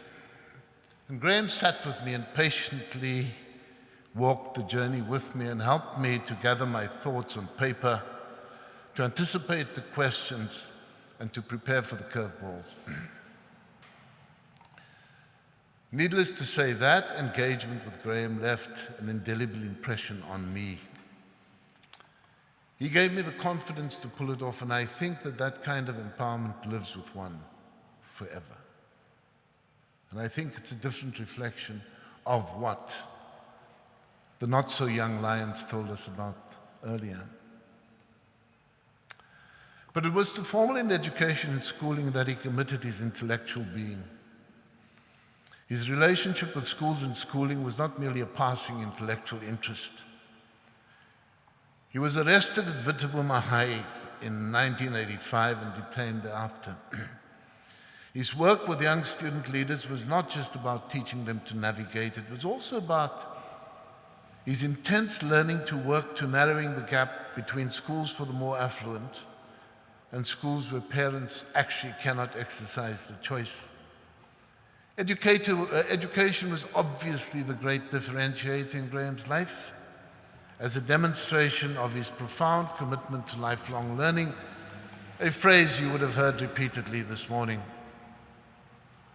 At one level, it resulted in Graeme working to design and implement postgrad programs at universities to assist school principals to transition from the chalkboard to managing complex institutions.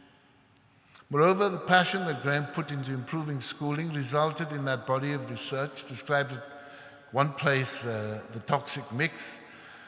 I was surprised that Angie spoke of Graeme's bipolar approach to education, but it's all there in the book called The Toxic Mix.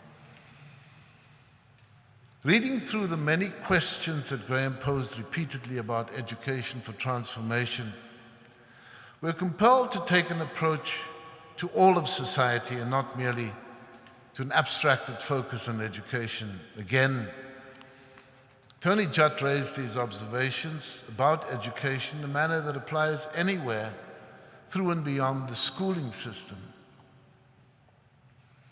Tony wrote, "Universities are elitist.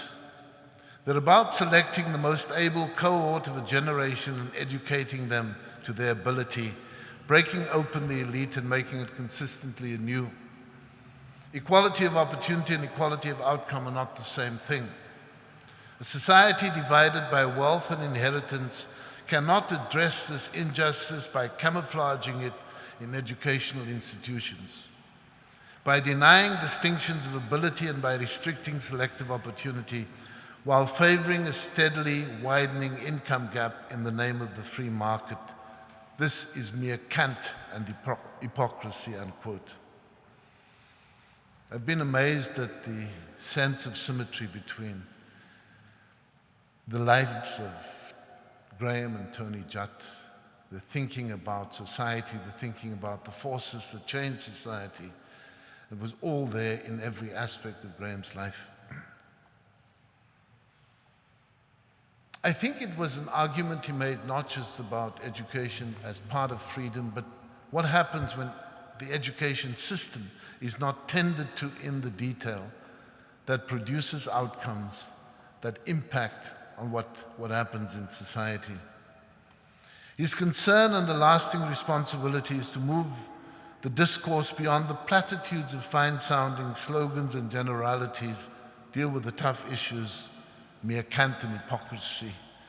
This was a site of struggle that Graeme waged for as long as his body would let him do so.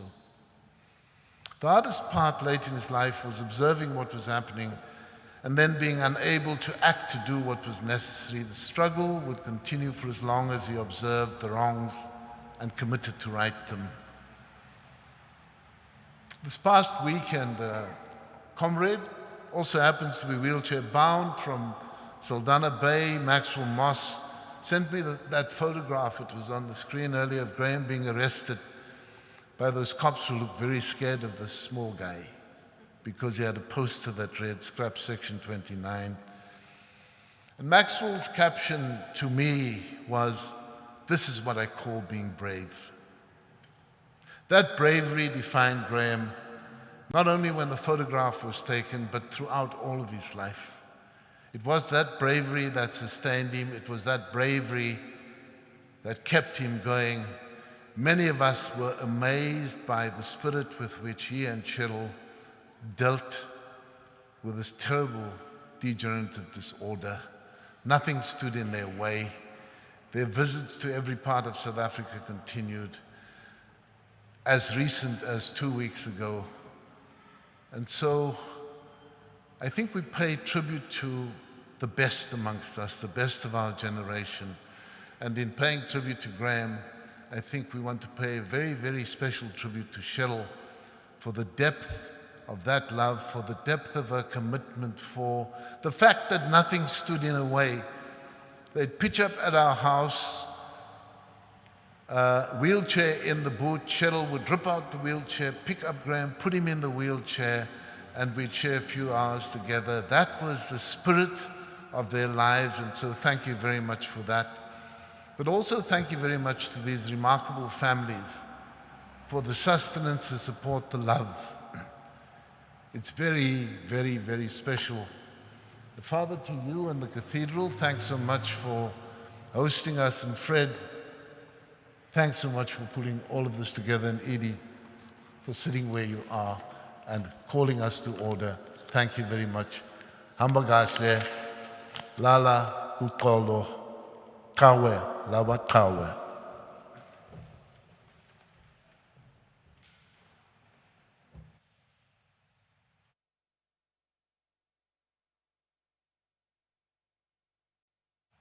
Thank you, Trevor. We now invite Sean to provide the vote of thanks.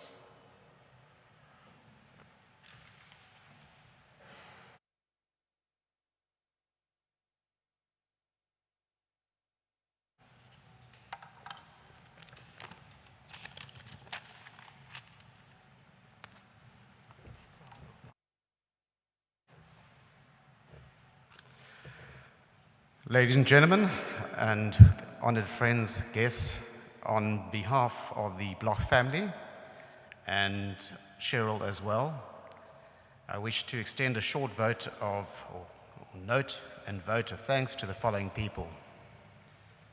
Fred Daniels, who in Yiddish would call an absolute mensch. He's the co-working people with me on this funeral working committee. Trevor Manuel, Reverend Sid Luckett, brother Guy, that's my real brother Guy, Professor Edith, right behind me, the Dean Michael Weeder and his team, plus for the use of St. George's Cathedral, which is such an appropriate venue.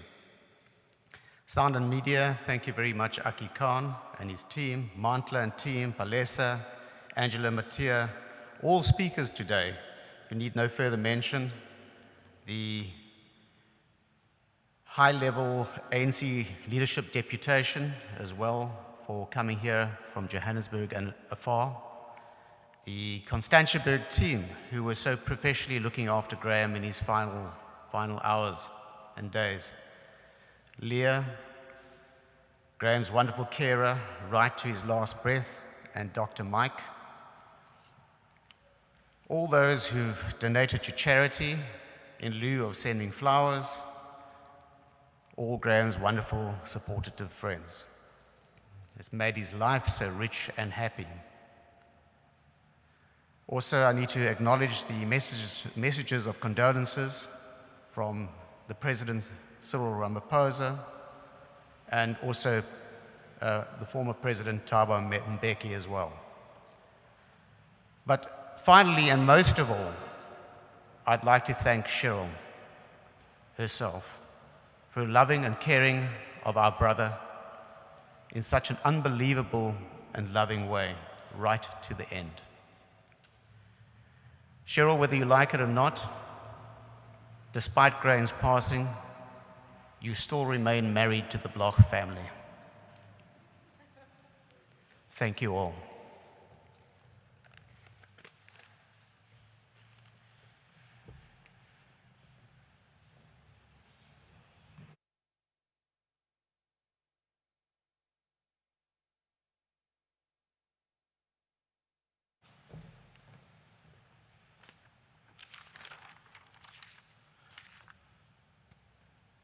Thank you, my brother, by a spiritual DNA. We now have the moment of committal where the coffin will be censed with incense. And it's not our attempt to colonize Graeme in any way for Anglicanism, but it's just the Anglican way of saying we like you and we actually do love you and we respect you, but overall it's also the recognition and the affirmation that divine love is ever present.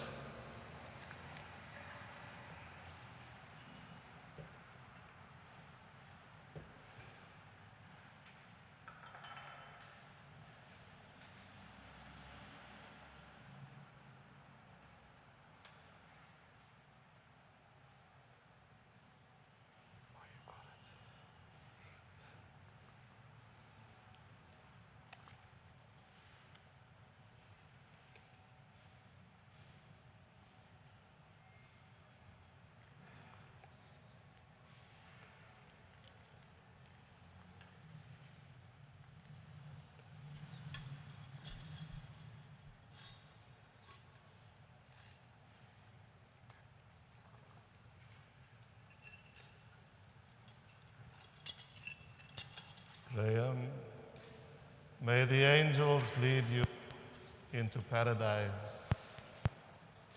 The martyrs come to welcome you and take you to that holy city, the Al-Quds, the new and eternal Jerusalem. May the choirs of angels welcome you there as is poor.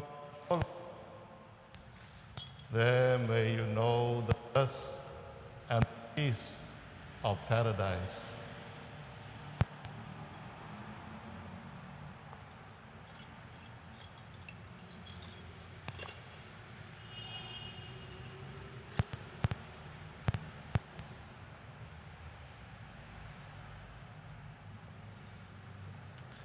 And so, beloved, I invite you to stand for the blessing.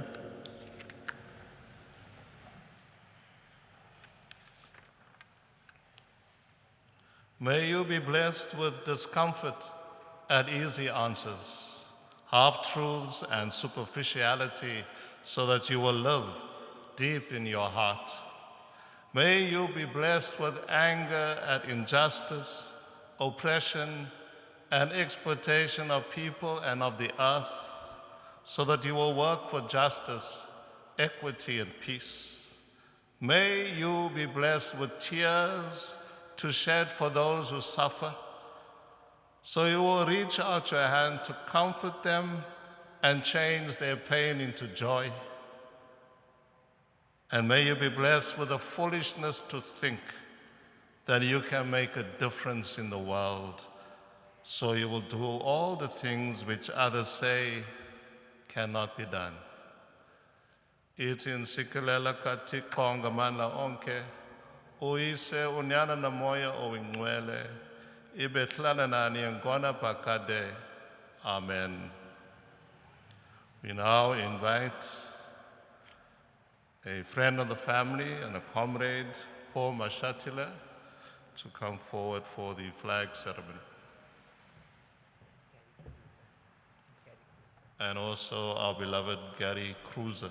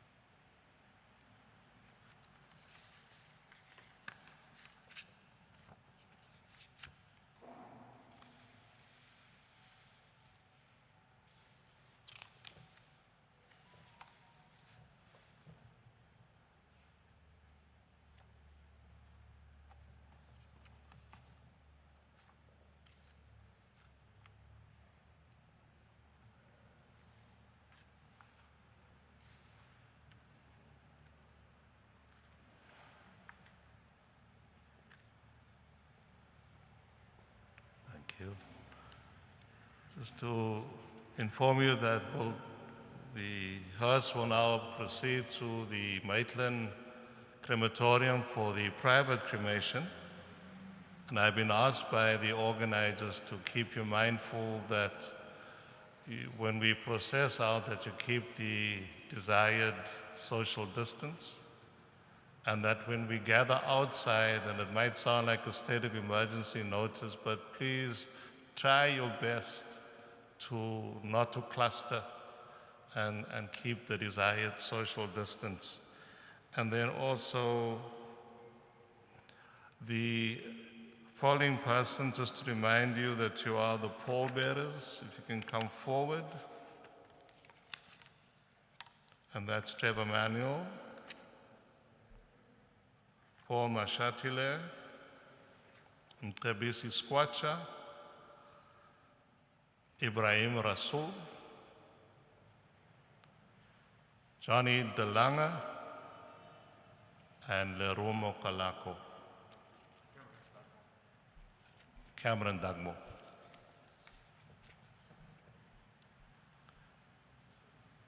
And then the wonderful musicians that we have here today under the baton of Adolf Tellen. And then we have Mike Rossi,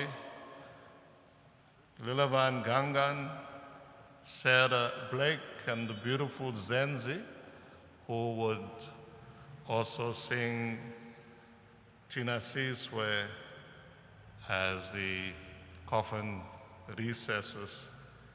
And then just to be mindful that the pallbearers in current formation will take us to the link, and the young lions in their present format will then take us to the hearse.